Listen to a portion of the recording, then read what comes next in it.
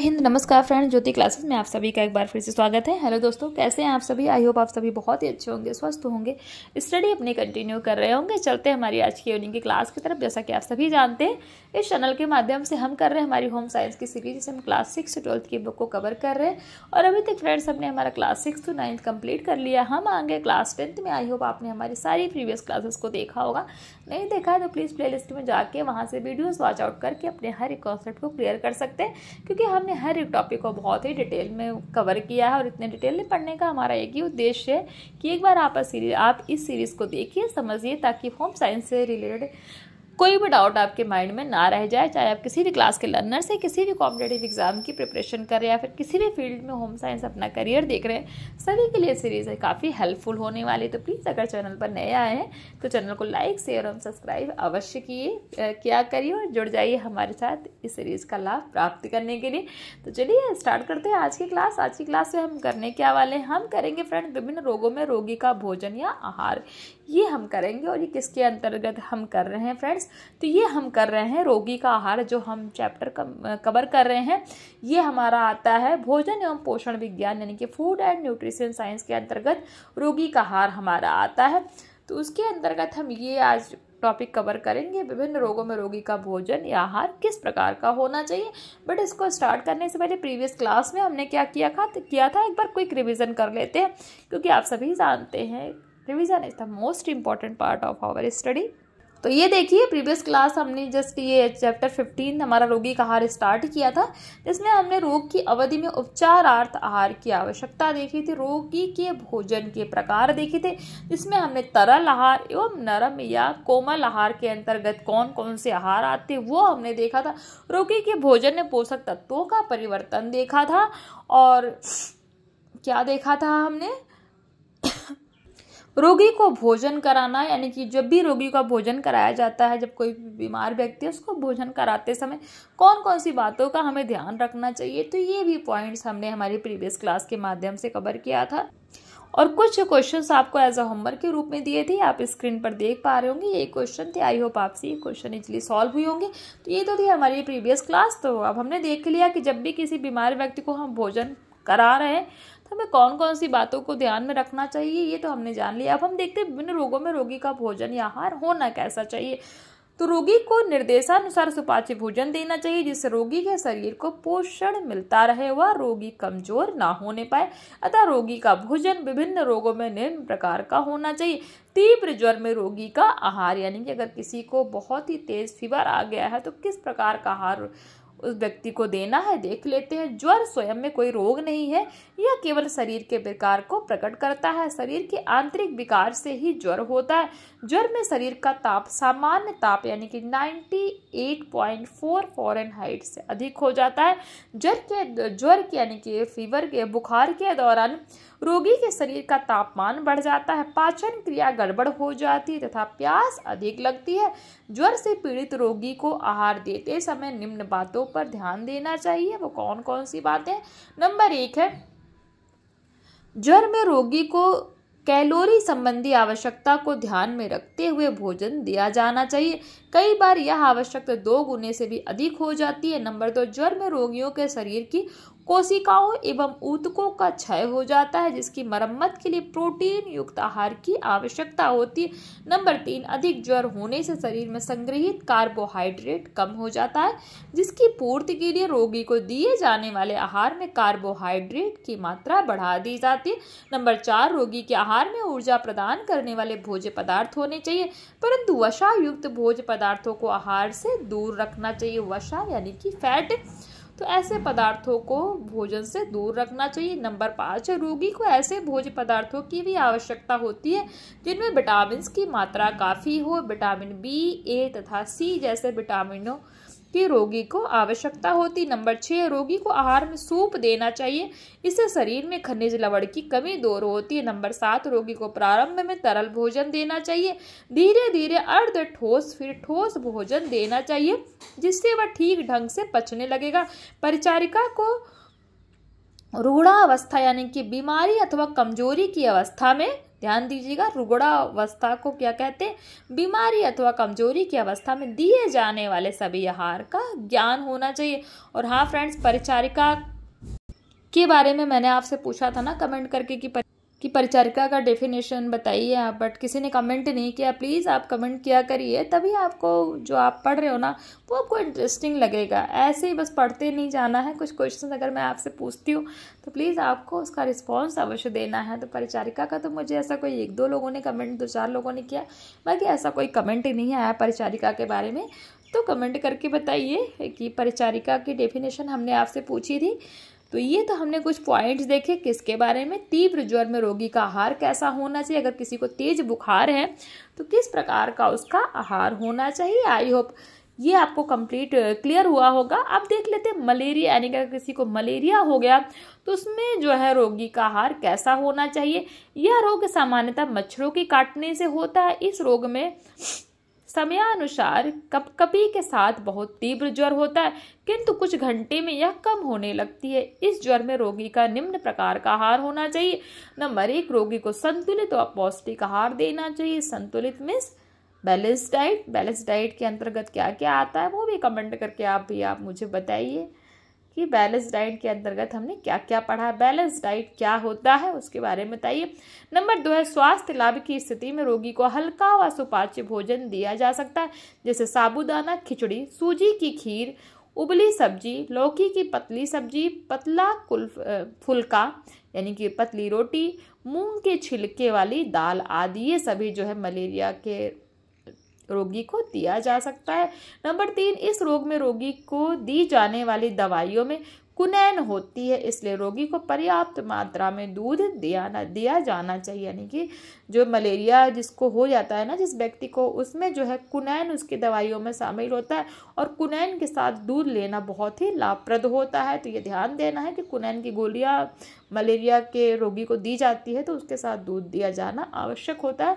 Number 4 है, तेज ज्वर की स्थिति में रोगी को भोजन नहीं दिया जाना चाहिए। अगर किसी को मलेरिया हुआ, बुखार बहुत ही ज़्यादा तेज है तो उसमें भोजन नहीं दिया जाना चाहिए। इन बातों का आपको ध्यान रखना चाहिए। तो हमने देख लिया मलेरिया में आहार ऐसा होना चाहिए किसी भी रोगी का।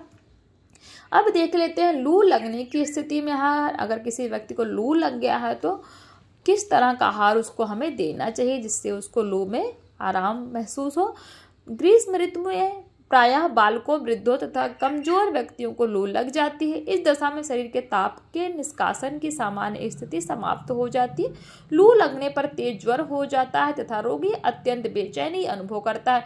वास्तव में यह रोग गर्म हवाओं के कारण होता है। इस रोग में रोगी को निम्नलिखित आहार दिया जाना चाहिए। नंबर 1, एक निश्चित समयांतर से थोड़ा थोड़ा ठंडा पानी देते रहना चाहिए। नंबर 2, कच्ची आम का पन्ना बनाकर देना चाहिए। रोगी को प्याज और पुदीने की चटनी बनाकर भी दी जा सकती है। नंबर 3, रोगी को गर्म व उत्तेजक पेय पदार्थ नहीं देने चाहिए जैसे चाय, कॉफी आदि। नंबर 4, स्वास्थ्य लाभ की स्थिति में रोगी को कैलोरी युक्त सरल व सुपाच्य आहार देना चाहिए तथा साथ ही ठंडा व हल्का ठोस आहार भी दिया जा सकता है। तो ये तो देख लिया कि अगर किसी व्यक्ति को लू लग गया है तो लू लगने की स्थिति में किस प्रकार का उसका आहार होना चाहिए। अब अतिसार रोग देख लेते हैं, इसमें व्यक्ति का आहार कैसा होना चाहिए। अतिसार एक संक्रामक मतलब एक दूसरे से फैलने वाला रोग। तो अतिसार एक संक्रामक रोग है जो जल तथा भोजन के माध्यम से फैलता है। यह रोग पाचन तंत्र से संबंधित होता है। यह रोग मुख्य रूप से बड़ों की अपेक्षा बच्चों को अधिक प्रभावित करता है। कौन सा रोग? अतिसार रोग। अतिसार रोग में व्यक्ति का भोजन कैसा होना चाहिए देखते हैं। नंबर 1 है, रोगी को केवल तरल पदार्थ ही भोजन के रूप में दिए जाने चाहिए। नंबर 2, यदि रोगी को ठोस भोजन दिया जाना हो तो वह अत्यधिक मुलायम होना चाहिए। नंबर 3, रोगी को हरे पत्ते वाली सब्जियां, रेशे वाले पदार्थ तथा तला हुआ भोजन, बीज वाले फल, मिर्च, मसाले आदि बिल्कुल नहीं देने चाहिए तथा साथ ही दूध देना भी उचित नहीं होता। अतिसार में दूध भी नहीं दिया जाना चाहिए। नंबर 4 है, रोगी को दही, मूंग की दाल की खिचड़ी, फटे दूध का पानी, पका हुआ केला, खाद्यान्नों का पानी आदि देना चाहिए तथा चाय व कॉफी भी दी जा सकती है। नंबर 5, रोगी की गंभीर स्थिति की दशा में निर्जलीकरण से बचाव के लिए ORS व जीवन रक्षक घोल देना चाहिए। निर्जलीकरण निर्जलीकरण मतलब डिहाइड्रेशन हो जाता है ना, अगर अतिसार हो जाता है तो उससे बचाव के लिए ORS या जीवन रक्षक घोल देना चाहिए।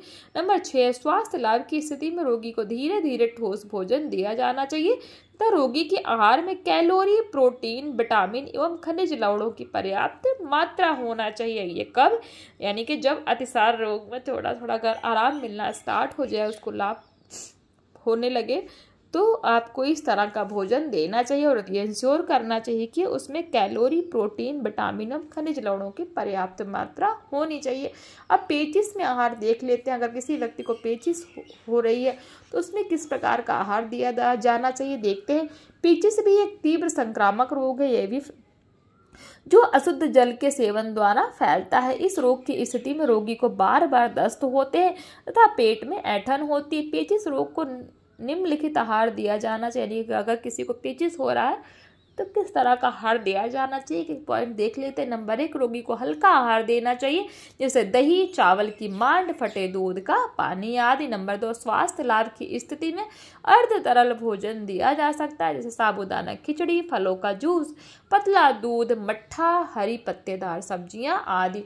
तो ये तो देख लिया हमने पेचिश में आहार। फ्रेंड्स, मुझे भी जुकाम काफ़ी तेज़ हो रखा है तो माइंड मत करिएगा। ये देखिए मियादी बुखार, अगर किसी दूसरा जो हम देख रहे हैं बीमारी, दूसरी बीमारी के बारे में क्या है, मियादी बुखार में किस प्रकार का आहार होना चाहिए।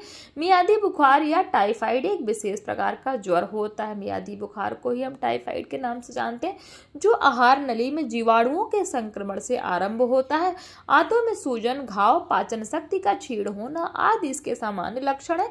मियादी बुखार में रोगी को किस प्रकार का भोजन दिया जाना चाहिए, एक करके देख लेते हैं। नंबर 1, मियादी बुखार में रोगी के शरीर में प्रोटीन की कमी हो जाती है, इसलिए रोगी को अधिक प्रोटीन युक्त, हल्का तथा वसा रहित ऐसा आहार दिया जाना चाहिए जो यथाशीघ्र पच सके। तो जब मियादी बुखार यानी कि अगर किसी को टाइफाइड हो गया तो उसमें व्यक्ति के शरीर में प्रोटीन की कमी हो जाती है, तो इस स्थिति में उसको हल्का तथा वसा रहित और प्रोटीन युक्त भोजन दिया जाना चाहिए। नंबर 2 है, रोगी को अधिक गर्म मिर्च मसाले वाला भोजन, रेशे युक्त, चोकर युक्त, आटे की रोटी, सलाद, कच्ची सब्जियां, बीज वाले फल, चाय, कॉफी आदि बिल्कुल नहीं देनी चाहिए, क्योंकि आंतें इस स्थिति में इन सबको पचाने में सक्षम नहीं होती है। नंबर 3 है, रोगी को दूध, फलों का रस, जौ का पानी, अंडा, पनीर, ब्रेड, मक्खन आदि दिया जा सकता है। नंबर 4, बुखार कम होने पर रोगी को अर्ध तरल नरम आहार जैसे हल्की चपाती, सब्जियों का सूप, भुना हुआ आलू तथा मसूर की दाल दी जा सकती है। नंबर 5, स्वास्थ्य लाभ के समय रोगी के भोजन की मात्रा में धीरे धीरे वृद्धि करनी चाहिए। इस रोग में व्यक्ति अत्यधिक कमजोर हो जाता है, अतः व्यक्ति को प्रोटीन युक्त व उचित कैलोरी वाला सुपाच्य भोजन दिया जाना चाहिए। तो ये तो हमने देख लिया, अगर किसी को टाइफाइड यानी कि मियादी बुखार हो गया तो उस स्थिति में किस प्रकार का भोजन व्यक्ति को दिया जाना चाहिए। अब देख लेते हैं नेक्स्ट जो हमारा रोग है, गैस्ट्रोएंटेराइटिस। ध्यान दीजिएगा, गैस्ट्रोएंटेराइटिस में कैसा आहार होना चाहिए। तो फ्रेंड्स, गैस्ट्रोएंटेराइटिस पाचन तंत्र से संबंधित होता है, जो सामान्यतः अपोषक खाद्य पदार्थों के कारण होता है।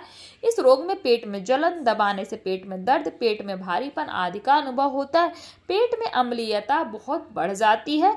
गैस्ट्रोएंटेराइटिस में रोगी को निम्नलिखित आहार दिया जाना चाहिए। नंबर 1, अम्लीयता बढ़ाने वाले खाद्य पदार्थों का भोजन में समावेशन नहीं होना चाहिए। नंबर 2, रोगी को सुपाच्य, तरल तथा अति कोमल आहार दिया जाना चाहिए। नंबर 3, गंभीर स्थिति में केवल गर्म जल पीने के लिए दिया जाना चाहिए। नंबर 4, सब्जियों का मसाले रहित सूप रोगी के लिए अच्छा आहार होता है। नंबर 5, स्थिति में सुधार होने पर रोगी को हल्का व सुपाच्य आहार जैसे खिचड़ी तथा साबूदाना आदि दिया जा सकता है। नेक्स्ट रोग के बारे में जानते हैं, जो कि है हमारा क्षय रोग। तो क्षय रोग में व्यक्ति का आहार कैसा होना चाहिए, देख लेते हैं। क्षय रोग फेफड़े में होने वाला संक्रमण है, जो एक विशेष रोगाणु के संक्रमण के कारण होता है। इस रोग में कफ, खांसी, ज्वर तथा कमजोरी का अनुभव होता है। रोगी व्यक्ति को हल्का बुखार हमेशा बना रहता है तथा कमजोरी बढ़ने के साथ साथ शरीर का वजन भी कम होने लगता है। क्षय रोग में रोगी को सामान्य से अधिक कैलोरी युक्त आहार की आवश्यकता होती है, क्योंकि इस रोग में शरीर के ऊतक नष्ट होने लगते हैं। रोगी के लिए किस प्रकार का आहार होना चाहिए क्षय रोग में, देख लेते हैं। नंबर 1 है क्षय रोगी के आहार में प्रोटीन, कैल्शियम, विटामिन ए तथा बी की मात्रा अधिक होनी चाहिए। रोगी को फल, दूध, क्रीम, मक्खन, अंडा, मांस, पनीर, पत्ते वाली सब्जियां, दाल, दलिया आदि भोजन में देने चाहिए। नंबर 2 क्षय रोग के रोगी का भोजन ताजा, अच्छे ढंग से पकाया गया और सुपाच्य होना चाहिए। इसमें कार्बोहाइड्रेट तथा वसा की भी समुचित मात्रा का समावेश होना चाहिए। डबल रोटी, मांस का शोरबा, सब्जियों का सूप, सूजी आदि भोजन में उपयोगी होते हैं।